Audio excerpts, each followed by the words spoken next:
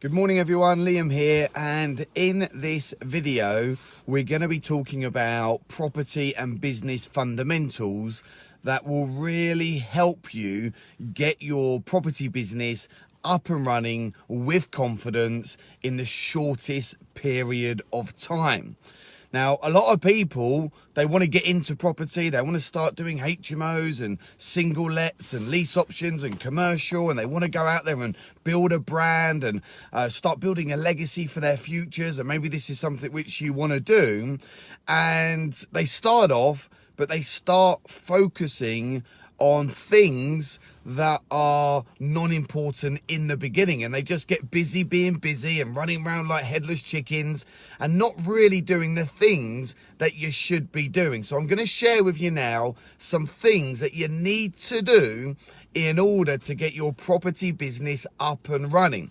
So number one, you need to be clear on your primary and secondary strategy.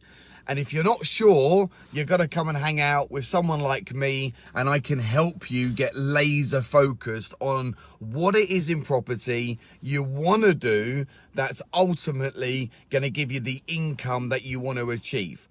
So that's number one. Number two is you've then got to decide on your brand, your company name. What are you going to call your business? And it's very exciting choosing your company name. You shouldn't just choose it really quickly. You've got to spend some time really thinking about how people see you and what you want to be called. And when Jay and I did this back in 2015, how do we choose assets for life? Well, we spent some time together. We had a brainstorming session one day. We got a whiteboard and we literally started putting up lots of different words like property, development, professionals, agent, lettings, consulting, assets, lifetime, all of these different things, property. And we probably had about 20 or 25 names on the board. And then there it was, out of nowhere. I looked at the whiteboard and I just said, assets for life. And that was how we created our name. And then once you've got your name, you've got to go and make sure that no one else has got it. So you can check on Companies House. You've got to make sure that there's no bad press around that name. Maybe someone used the name in the past and, they closed the company down. So again, do a Google search. You've got to make sure that you can go get the domain names. And you always want to be getting .co.uk and also .com. So check that out as well. So choosing your company name is a really exciting part of this journey, because that name is going to be remembered and you're going to be using that name for many, many, many years to come. Look, here's the thing. Assets for life will still be around in 100, 200 years. Like, I'm so confident with that fact, because it's going to get passed down to generation, to my children, hopefully their children. And we want the legacy and what we stand for to be remembered for hundreds and hundreds of years. Point number two, once you've got your company name, I want you to think about the colors of your company. What are going to be your colors? And you want two to three primary colors. And then you can also have one or two secondary colours. And our colours and assets for life has changed over the last few years. We initially started with black and gold and white. Why black and gold? Well, we positioned ourselves as a boutique property investment company. We wanted to raise joint venture finance. And over the last 3.5 years, we've grown. Our personalities, I feel, weren't quite shown in that initial colouring that we chose, and now we have a really nice navy blue as one of our primary colours.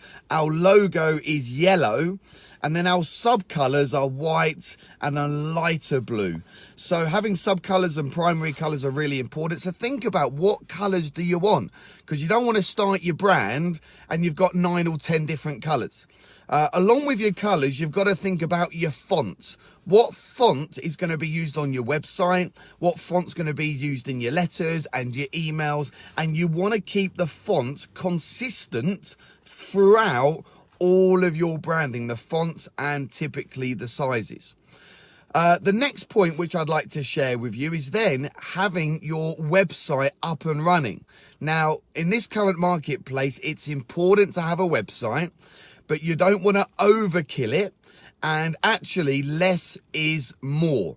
So your website needs to be sharp, clean, modern. You want to get to the point of what you do in just a few paragraphs. And then you also want to brand your website with your own personal photos, maybe what you've done in the past, a bio of you or your business partner, and try and create a really nice story and feeling. So when people visit your site, it makes them feel good. It's very clear and it's not complicated. So I recommend a 4 to 5 page website to start with, 1 or 2 paragraphs per page.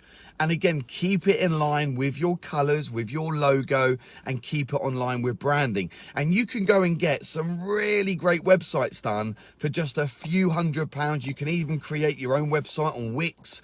You can get someone on Fiverr to do your website. Of course, make sure you do your research and test them out on maybe a smaller job and, hold their hand throughout the whole process. Or you can go find a local developer, somewhere near to where you live that will probably do it for £400 or £500 on some form of starter package. We actually offer out a service out to people we work with. We're partnered with an online digital agency that does our stuff, and they also work with our clients, and we have 3 different packages where you can start with website development, brochures, business cards, branding. So it's like an all-in package. So it's really important to have an all-in package. So we've covered off strategy. We've covered off your name of your business. We've looked at colors. We've now had a brief chat about website. And then what you need to do, ladies and gentlemen, is set up your social media channels. Like have a company Facebook page. Have an Instagram page. Set yourself up on YouTube so you can do videos of your projects, or when you work with investors and you can do walkarounds. YouTube is the fastest growing social media platform at the moment, and everything is becoming video. So have yourself set up on your social media platforms, again, in line with your branding, and then just start posting on a consistent and regular basis. Maybe that's 3 times a week. Maybe you want to do it 5 times a week, or if you're like me, you want to be doing it every single day.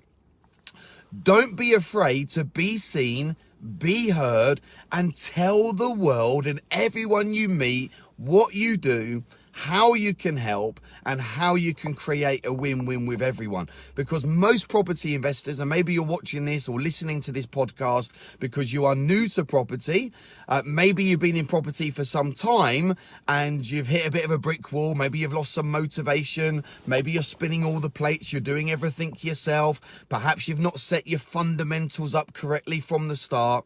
So what's important is to keep going. And don't be afraid to promote your business. The more people know about who you are and what you do and how you can help, you're going to find investors, you're going to find deals. And also by having these business and property fundamentals set up from the beginning, it's going to give you a lot of confidence. Because when you go out to letting agents and estate agents and you go see your architects and your power team and your builders and your contractors, you're going to feel a lot more professional that you are set up correctly. What's also important, and I'll end this live Facebook and also podcast recording on this next point, is to really be clear on your vision, your values, your mission, and also your legacy. Where are you now and where are you going? So where are you now and where are you going? And it's really good to have a big vision. Have a good understanding of what life looks like in 3 years, 5 years time, 12 months time. Where are you? What are you doing? What does it smell like? What does it feel like? What impact have you had on other people? What impact have you had on your family, your children? What car are you driving? How many houses have you got? What's your passive income? How many holidays a year are you having? Where are you going on those holidays? It's what's called a vivid vision. These, ladies and gentlemen, are property and business fundamentals, which is really easy actually to get up and running. But you've got to put a bit of time in. Of course, you've got to be thinking about this stuff. And this is what I do, as a property entrepreneur, as a business owner, as a mentor, as a Guinness World Record holder, as an Amazon best-selling author.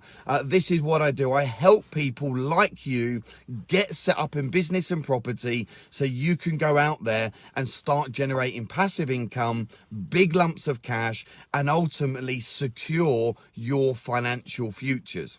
There's just a question coming through here from Matt Herford. Hiya, Matt. He's saying, any recommendations on who to speak to about becoming a property sourcer? Yes, Matt, it's something that we do. My business partner, Jay Munoz, sources properties. And what I would recommend, Matt, is get yourself along to one of our up and coming events. Come and say hi, introduce yourself, and we can obviously help you, get to know you, and show you how to go and find below market value deals, direct to vendor, and also building relationships with agents of all different descriptions, be it that's letting agents, commercial estate agents, or land agents. I hope you found this Facebook Live and podcast recording useful. Remember those business fundamentals. Start working on your business right now, ladies and gentlemen. Be seen, be heard, think big or go home. You've been wonderful. My name's Liam Ryan, and I'll see you in the next episode. Take care.